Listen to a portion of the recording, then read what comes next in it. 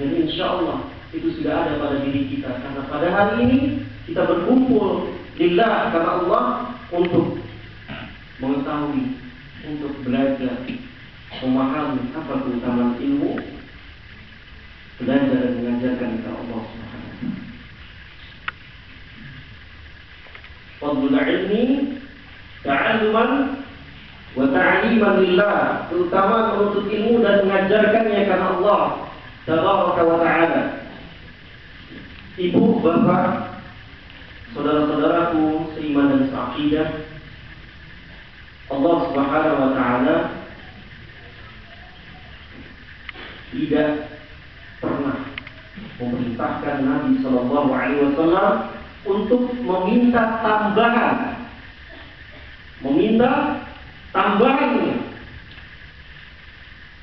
Mohon maaf, untuk meminta kepada Nabi Muhammad sallallahu alaihi wasallam tambahan, kecuali satu hal, yaitu tambahan ilmu.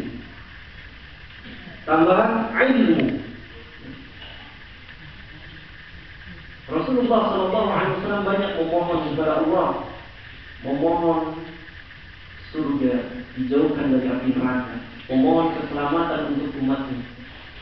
Tapi secara khusus Allah meminta kepada Nabi Muhammad sallallahu alaihi wasallam untuk meminta tambahan. Allah yang menentukan tambahan itu. Tambahan apa itu? Ilmu. Yang dimaksud di sini adalah ilmu syar'i. Ilmu syar'i, bukan matematika, bukan fisika, bukan biologi. Ilmu syar'i, ilmu yang diturunkan langsung oleh Allah Subhanahu wa taala kepada Rasulnya sallallahu alaihi wasallam berupa petunjuk dan keterangan-keterangan, penjelasan-penjelasan. Allah Subhanahu wa taala berfirman dalam surah Thaha ayat 114. Wa qur rabbi zidni ilma. Wa qul, dan katakanlah olehmu Muhammad sallallahu alaihi wasallam, Rabbi, ya Rabb, menunjukkan kedekatan kita kepada Zat yang Maha menciptakan, yang mengabulkan segala permohonan kita.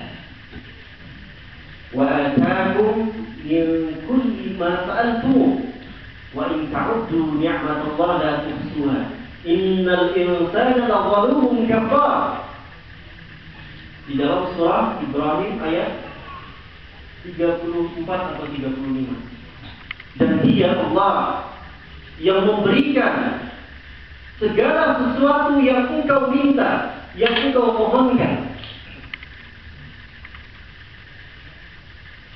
Dan jika dan seandainya kita menghitung nikmat Allah yang sudah Allah karuniakan kepada kita, maka demi Allah, maka sungguh kita tidak akan mampu menghitungnya.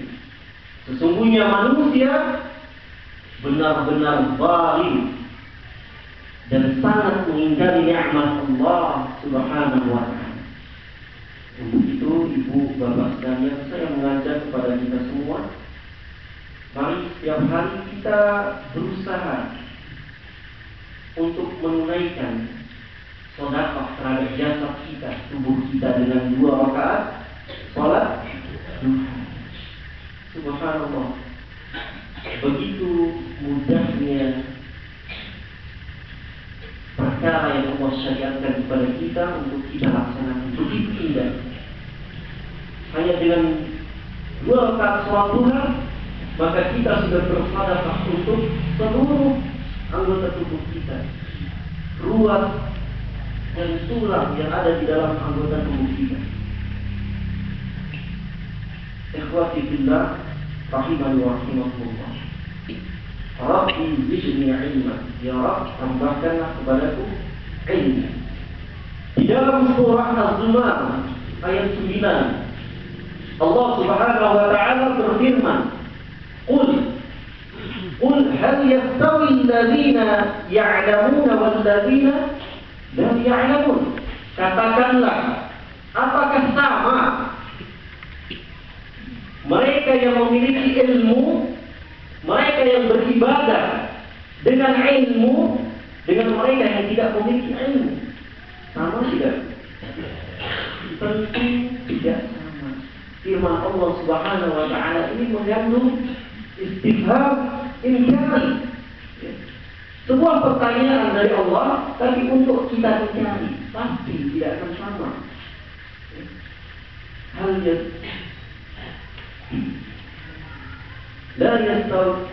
la yastawi ashabun nar wa ashabul jannah. Ashabul jannati humul faizun. Tidaklah sama penduduk neraka dan penduduk surga. Penduduk surga adalah mereka yang menang dengan kemenangan yang besar tadi, karena taat kepada Allah dan Rasulnya dengan istiqamah sampai ajal menjemput. Ikhwati fillah rahimani wa rahimakumullah.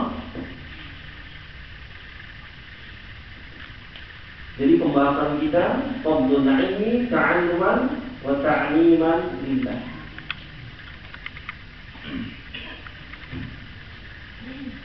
Jelas? Bu, Pak? Tulisannya jelas. Alhamdulillah.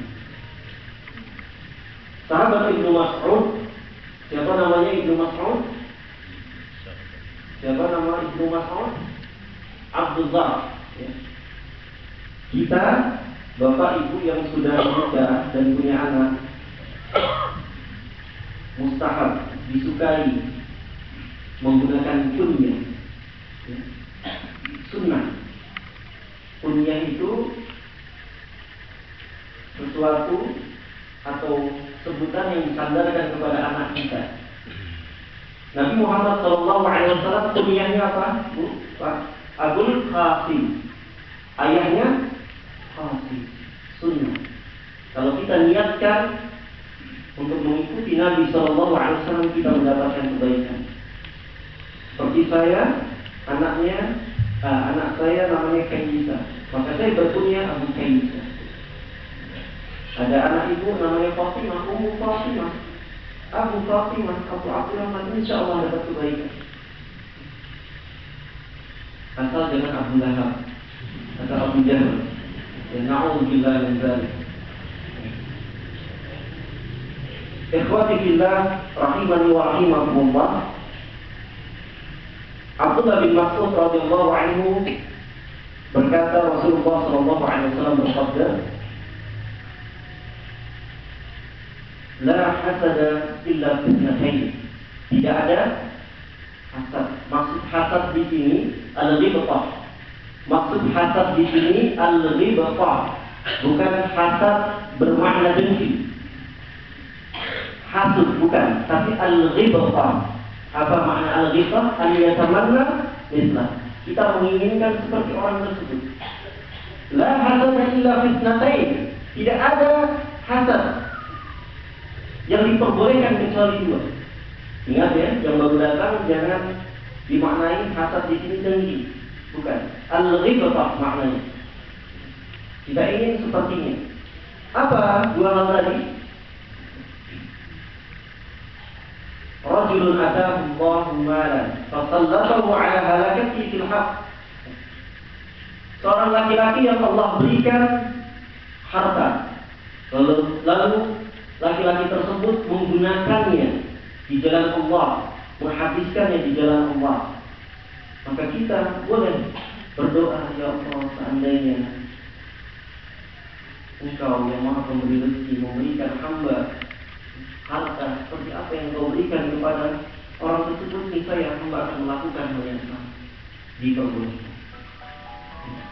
Jangan menggunjing, jangan orang diberikan harta lebih kita iri, kita omongin, ya. Itu jauh dari perbuatan terpuji. Kemudian yang kedua, rajulun atahu Allahul hikmah fayaqdi biha wa yu'allimuha.